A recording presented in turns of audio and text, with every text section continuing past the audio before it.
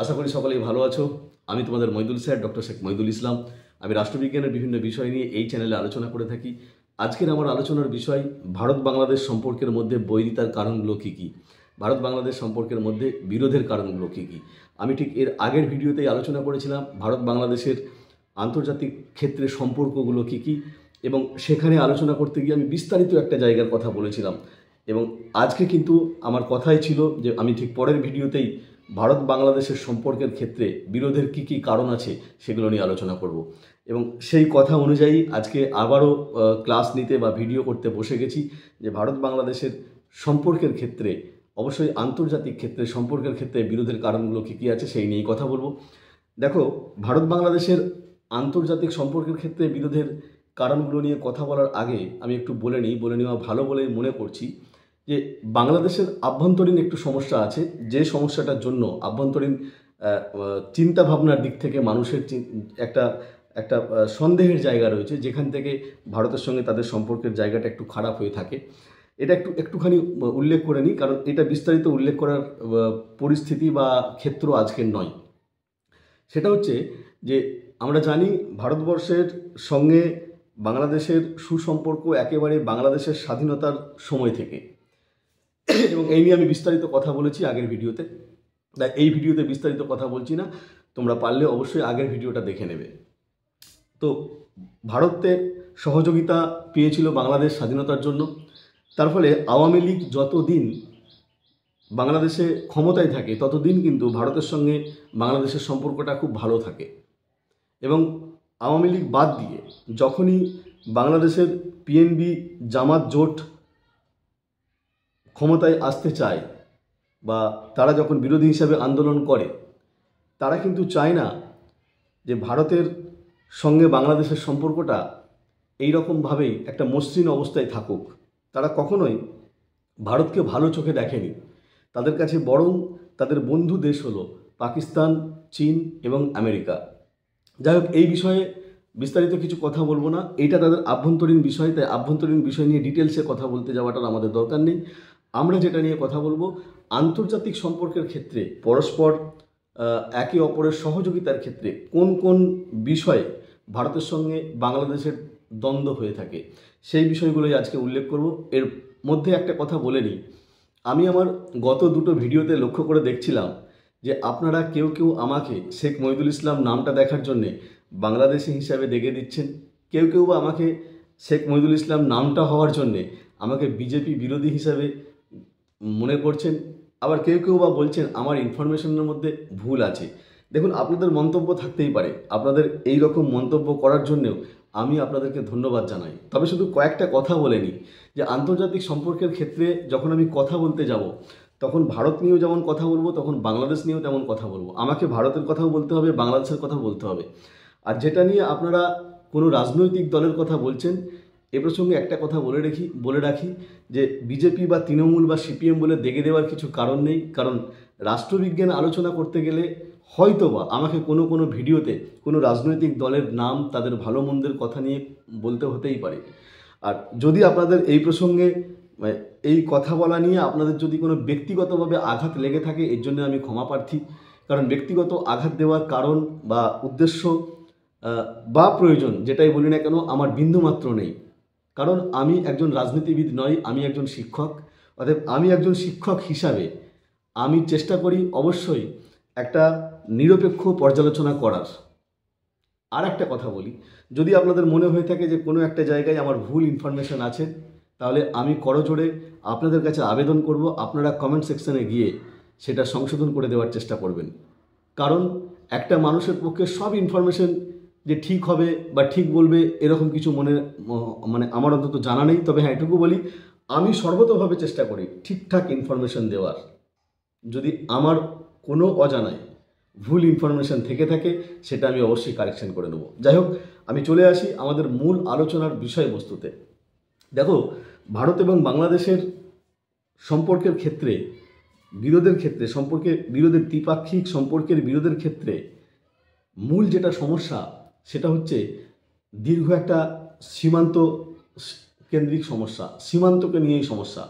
বাংলাদেশের প্রায় 3 দিক জুড়ে 4098 কিলোমিটার সীমানা রয়েছে ভারতের সঙ্গে এবং অন্যদিকে রয়েছে বঙ্গোপসাগর। তাই বাংলাদেশকে অনেক সময় ভারত বেষ্টিত দেশ বলেও কিন্তু চিহ্নিত করা হয় এবং এই 4098 কিলোমিটার বিস্তীর্ণ সীমানার মধ্যে 42 কিলোমিটার নিয়ে কিন্তু যথেষ্ট সমস্যা দানা বেঁধেছে এবং উভয় দেশের সীমান্তরক্ষী বাহিনীর সঙ্গে স্থানীয় মানুষদের বিরোধ এবং সংঘর্ষ এটা কিন্তু একটা নিত্যকার ঘটনা। এবং এই সীমান্ত সমস্যা হলো উভয় দেশের সীমান্ত দিয়েই অনুপ্রবেশ, অবৈধ অনুপ্রবেশ বলা ভালো, অবৈধ পাচার, চোরাচালান, সীমান্ত বরাবর বাংলাদেশের ভূখণ্ডে বিভিন্ন ভারত বিরোধী জঙ্গি ঘাঁটির অবস্থান এবং উভয় দেশেই তারা মনে করে যে হয়তোবা বাংলাদেশ মনে করে ভারত তাদের সীমান্ত এলাকায় সেখানে জঙ্গিদেরকে আস্থা দিচ্ছে, আবার কোনো কোনো ক্ষেত্রে ভারত মনে করে যে তাদের সীমান্ত এলাকায় তারা সীমান্ত দিয়ে তারা সন্ত্রাসবাদী গোষ্ঠীকে তাদের আশ্রয় দিচ্ছে।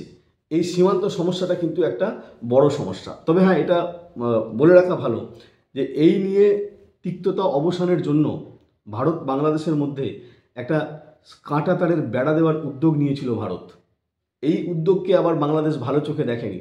বাংলাদেশের মনে হয়েছে ভারতের এই কাঁটা তার দিয়ে ঘিরে ফেলার বিষয়টি আসলে ভারতের আধিপত্য বিস্তারের প্রয়াস, তারা আধিপত্য দেখাচ্ছে। এটা গেল সীমান্ত বিষয়। আরও একটি অন্যতম বিষয় হচ্ছে দুই দেশের মধ্যে জল বন্টন, নদীর জল বন্টন নিয়ে পারস্পরিক দাবি এবং বিতর্ক। আমরা জানি যে বাংলাদেশে যত নদী আছে তার মধ্যে 54টা নদী নিয়ে মূলত ভারতের সঙ্গে বাংলাদেশের সমস্যা। কারণ কি, এই 54টা নদী বাংলাদেশ দিয়ে প্রবাহিত হলেও আসলে এই নদীগুলো নির্গত হয়েছে ভারত থেকে এবং এই সব নদীর জলবন্টনকে কেন্দ্র করে দুদেশের মধ্যে দীর্ঘ আলাপ আলোচনা চলে এবং আলাপ আলোচনার মধ্য দিয়ে সমস্যার সমাধানের চেষ্টা করা হয়। অনেক সমস্যার সমাধান হলেও অনেক সমস্যার কিন্তু সমাধান এখনও পর্যন্ত হয়নি। যেমন 1972 সালে ভারত এবং বাংলাদেশের নদীর জলবন্টনকে কেন্দ্র করে সমস্যা মেটানোর জন্য যৌথ নদী কমিশন গঠন করা হয়েছিল। গঙ্গা তথা পদ্মাকে নিয়ে যে সমস্যা ছিল তা মিটে যায় 1996 সালে। আমরা জানি 1996 সালে যখন মুজিব কন্যা ক্ষমতায় এসেছিলেন, শেখ হাসিনা যখন ক্ষমতায় এসেছিলেন, তখন এই সমস্যা মিটেছিল এবং তিস্তার জলবন্টনকে কেন্দ্র করে কিন্তু এখনও তাদের সমস্যা মেটেনি। এই সমস্যা কিন্তু অমীমাংসিত অবস্থাতেই রয়েছে এবং সাম্প্রতিককালে ভারত 30টি আন্তর্জাতিক নদীর গতিপথ পরিবর্তন করার সিদ্ধান্ত নিলে বাংলাদেশের উদ্বেগ বেড়ে যায় এবং আন্তর্জাতিক ক্ষেত্রে এই বিষয়ে ভারতের সঙ্গে বাংলাদেশের অসন্তোষ এটা কিন্তু চূড়ান্ত পর্যায়ে পৌঁছেছে আমরা জানি। আমরা আরও একটি সমস্যার কথা যদি বলি, সেটা হচ্ছে ছিটমহল সমস্যা। ভারতের অভ্যন্তরে বাংলাদেশের ছিটমহল রয়েছে 51টা এবং বাংলাদেশের অভ্যন্তরে ভারতের ছিটমহলের সংখ্যা রয়েছে 111টা। এই সব ছিটমহলের অধিবাসীদের কোনো নির্দিষ্ট পরিচয় নেই। তারা কোনো দেশের নাগরিকও নয়, আবার তারা উদ্বাস্তুও নয়। সম্প্রতি এই সমস্যাটা অনেকটাই মিটেছে, অনেকটা মেটাবার চেষ্টা চলছে, কিন্তু আবার এখনও অনেকটাই সমস্যা থেকে গেছে। এবার যদি আমরা দেখি দুই দেশের মধ্যে ব্যবসা বাণিজ্যের দিক থেকে, সাংস্কৃতিক আদান প্রদানের দিক থেকে এই সমস্যাটা কিন্তু যথেষ্ট রয়েছে।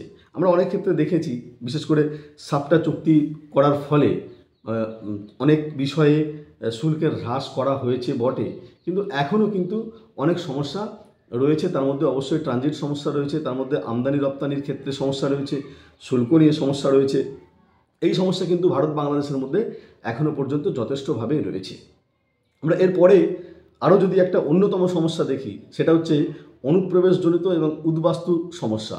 অনেক সময় আমরা দেখেছি যে ভারত বাংলাদেশের সীমান্তের কাঁটাতার বেড়া দিয়ে এই সমস্যাটা অনেকটা মেটানো হলেও এই কাঁটাতারের বেড়া টপকে কিন্তু খুব সহজেই বাংলাদেশের মানুষ, বাংলাদেশের গবাদি পশু নিরন্তর ভারতের মধ্যে প্রবেশ করছে এবং 2003 সালে ভারতের স্বরাষ্ট্রমন্ত্রী লালকৃষ্ণ আদবানি মুম্বাই তথা ভারতের অন্যান্য অংশ দিয়ে অবৈধভাবে বসবাসকারী বাংলাদেশিদের বিতাড়নের ব্যবস্থা নিলে ঢাকায় তীব্র প্রতিবাদ জানায় এবং শুধু তাই নয়, নারী, শিশু, মাদক, চোরাচালান এই সব বিষয়গুলোও কিন্তু বাংলাদেশের সীমান্ত দিয়ে দক্ষিণ পূর্ব এশিয়ার কাছে এটা একটা বড় সমস্যা, শুধু ভারতবর্ষ নয়, গোটা দক্ষিণ পূর্ব এশিয়ার একটা বড় সমস্যা হয়ে দাঁড়িয়েছে এই বর্ডার, এই সীমান্ত এলাকা।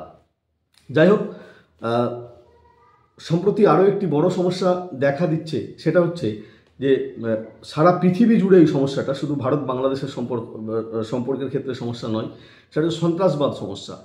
আর এই সন্ত্রাসবাদী সমস্যার ক্ষেত্রে অনেক সময় কেউ কেউ বলে থাকেন যে বাংলাদেশকে কোকন অফ টেরর। তার কারণ যে কেউ কেউ মনে করছে, আমরা জানি যে সন্ত্রাসবাদী কার্যকলাপ এখন অনেক যুবক যুবতীরাও তাদের আর্থিক সমস্যা মেটানোর জন্য করছে। বাংলাদেশের মতো গরিব দেশ, এইখানে খুব সহজেই বাংলাদেশের অনেক নাগরিক তারা সরাসরিভাবে সন্ত্রাসবাদী কার্যকলাপের সঙ্গে জড়িয়ে পড়ছে এবং তারা এই সীমান্তবর্তী এলাকাকে আশ্রয় নিচ্ছে।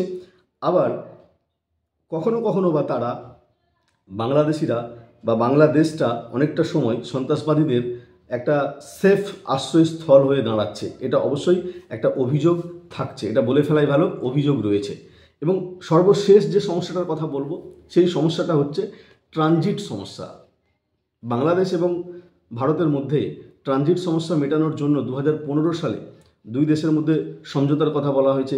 18 সালে কিছু সমস্যা মেটানোর কথা বলা হয়েছে, কিন্তু ট্রানজিট সমস্যা এখনও পুরোপুরিভাবে মেটেনি। এই ট্রানজিট ব্যাপারটা একটু বলে নিই, যে যখন কোনো একটি দেশ অন্য দেশের সঙ্গে ব্যবসা করতে যায়, তখন তৃতীয় কোনো দেশের ভূখণ্ড বা বন্দরকে বা যে কোনোভাবে তৃতীয় কোনো দেশের সহযোগিতা প্রয়োজন হয়। এই তৃতীয় দেশটিকে বলা হয় ট্রানজিট দেশ। দুই দেশের মধ্যে এই ব্যবস্থাটাকে বলা হচ্ছে ট্রানজিট ইস্যু। যেমন কিছু কিছু ক্ষেত্রে ভারতের বন্দর বাংলাদেশকে ব্যবহার করতে দেওয়া হয়েছে, আবার কিছু কিছু ক্ষেত্রে বাংলাদেশের ভূখণ্ড ব্যবহার করেছে ভারত। হয়তো ট্রানজিটের কিছু কিছু সমস্যা এই মুহূর্তে মিটলেও অনেক সমস্যা এখনও পর্যন্ত কিন্তু রয়েছে, এবং ট্রানজিট সমস্যাটাও একটা বড় ইস্যু। তাহলে এক বাক্যে যদি আমরা একবার সারাংশে ফিরে আসি, তাহলে কি দেখব, কি কি সমস্যা? এক হচ্ছে সীমান্তবর্তী সমস্যা, দুই হচ্ছে দুই দেশের নদীর জল বন্টনকে কেন্দ্র করে সমস্যা, তিন হচ্ছে দুই দেশের মধ্যে ছিটমহল সমস্যা, চার হচ্ছে দুই দেশের মধ্যে এই সীমান্তবর্তী এলাকা দিয়ে পাচার সংক্রান্ত সমস্যা, পঞ্চম হচ্ছে দুই দেশের বাণিজ্যিক সাংস্কৃতিক আদান প্রদানের সমস্যা, ষষ্ঠ হচ্ছে দুই দেশের মধ্যে অনুপ্রবেশ উদ্বাস্তুজনিত সমস্যা, এবং সপ্তম হচ্ছে দুই দেশের সন্ত্রাসবাদী কার্যকলাপকে নিয়ে একটা সন্দেহমূলক সমস্যা, এবং অষ্টম হচ্ছে অবশ্যই যেটা এখন জর্জরিত অবস্থায় রয়েছে এবং প্রচুরভাবে চেষ্টা করা হচ্ছে দুই দেশের সমস্যা মেটাবার জন্য, ট্রানজিট সমস্যা। অবশ্যই শেষে বলি যে ভারত এবং বাংলাদেশের মতো দুইটি গুরুত্বপূর্ণ দেশ, অবশ্যই প্রতিবেশী দেশ, তারা তাদের সমস্যাগুলো মিটিয়ে ফেলুক। তারা তাদের সমস্যাগুলো মিটিয়ে ফেলে একে অপরের সঙ্গে আরও বন্ধুত্বের সম্পর্কটা প্রগাঢ় হোক, এটাই আমরা আন্তর্জাতিক সম্পর্কের ছাত্র হিসেবে, রাষ্ট্রবিজ্ঞানের ছাত্র হিসেবে চাইব। এবং দুই দেশ সুন্দরভাবে তাদের সমস্যাগুলো মিটিয়ে ফেলে ব্যবসা বাণিজ্য করলে, তাদের অর্থনৈতিক উন্নতি হলে অবশ্যই যেমন ভারতীয় নাগরিকদেরও সুবিধা হবে, তেমন বাংলাদেশের নাগরিকদেরও সুবিধা হবে। এরপরের ভিডিও খুব শীঘ্রই আসবো, তার মধ্যে অবশ্যই আপনারা সঙ্গে থাকবেন। যদি নতুন হয়ে থাকেন, আমার সঙ্গে থাকার জন্যে অবশ্যই সাবস্ক্রাইব করবেন, এবং আমার ছাত্রছাত্রীরা যদি ভিডিওটি দেখো অবশ্যই সাবস্ক্রাইব করবে, এবং ভালো লাগলে একটা লাইক করবেন। অবশ্যই ভিডিওটা শেয়ার করে অন্য বন্ধুদের দেখার জন্য সহযোগিতা করবেন। সকলে ভালো থাকুন। এই রমজান মাসে সকলের সুস্থতা দীর্ঘায়ু কামনা করছি। ধন্যবাদ।